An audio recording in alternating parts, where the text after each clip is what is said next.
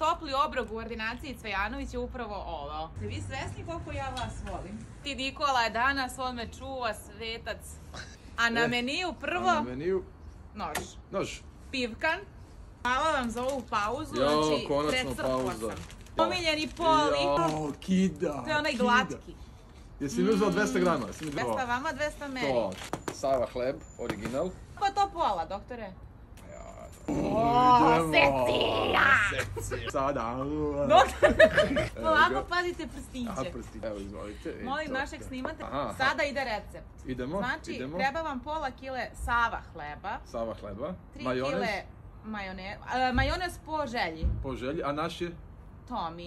Široko Tomi. Ovo smo malo skupili, ali bio je na akciji, inače ne bi kupila. Znači, ne treba vam nož za mazanje, nego uzmete ovako. I ovako. Tako, znači, poenta je da se majonez dobro rasporedi svuda. Znači, prva ova salama služi za mazanje i onda je stavite tu. Dobro. Znači, to je to. Da ostane ovako da visi, evo ovako. Kako se koprcaju ovdje, znači dupli i onda ga razmažemo ovako. Nemo još da ideš? Ajmo još jedna. U jednoj ruci je... Reklama za Jelen pivo. Jelen pivo? Ajmo živjeli. Živjeli. Ajde. Šta ćemo zagrizamo? Mora majonez da se sliva po bradi.